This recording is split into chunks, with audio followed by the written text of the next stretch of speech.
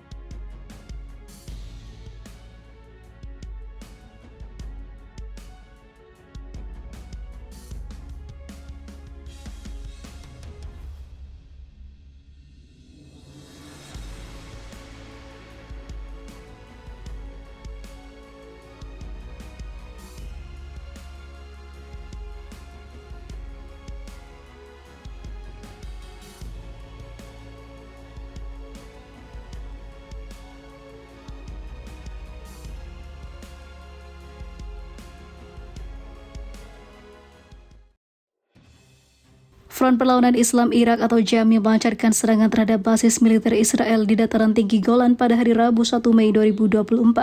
Sejumlah drone kelompok pemberontak itu menghantam sejumlah situs pasukan Zionis dan menyebabkan beberapa tentara Israel tewas.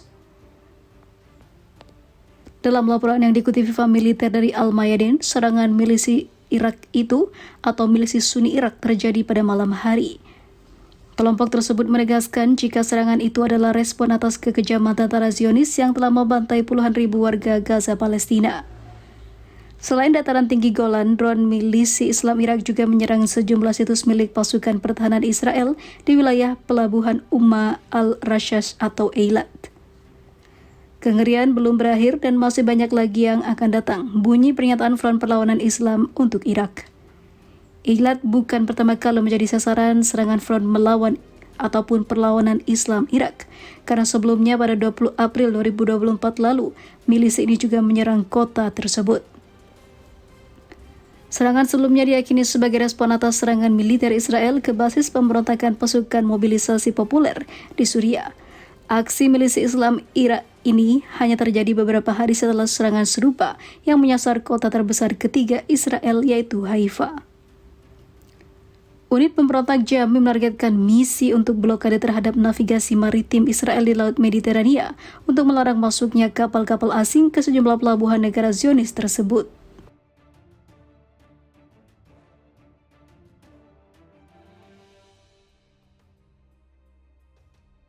Israel seperti neraka. Pejuang Palestina aktifkan sel perjuangan di luar Gaza. Hamas luncurkan puluhan roket dari Lebanon ke wilayah Zionis. Kelompok pejuang Hamas mengaku telah bertanggung jawab atas rentetan tembakan roket terbaru dari Lebanon. Itu merupakan bentuk serangan baru dengan mengaktifkan berbagai sel Hamas di luar Gaza, salah satunya dari Lebanon. Dalam sebuah pernyataan, kelompok Hamas cabang Lebanon mengatakan mereka menargetkan pangkalan militer Israel di wilayah Kiryat Shimona.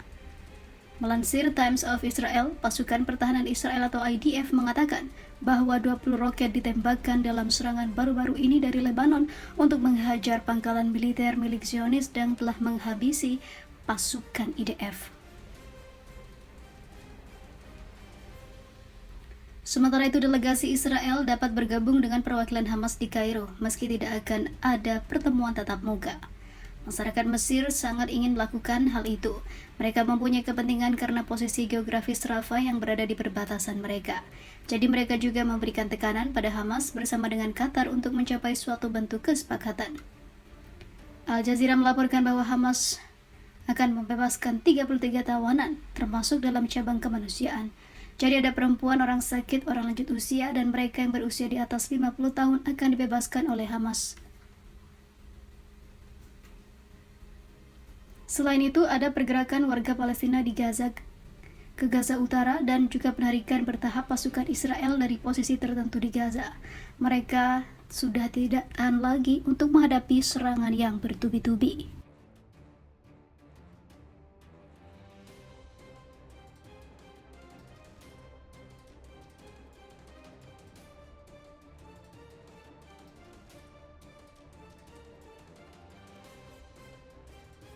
Mencekam, Komando Angkatan Laut Iran berhasil ambil alih kapal Israel di Selat Hormuz. Komando Angkatan Laut Iran menyita satu kapal milik seorang miliarder Israel. Menurut channel 14 Israel, Times of Israel, kapal yang disita di Selat Hormuz adalah MSC Aries yang membawa bendera Portugis dan milik perusahaan pelayaran maritim milik Israel. Di sisi lain, Operasi Perdagangan Maritim Inggris mengatakan satu kapal telah disita di kawasan tersebut tanpa memberikan rincian yang dilakukan oleh kelompok IRGC.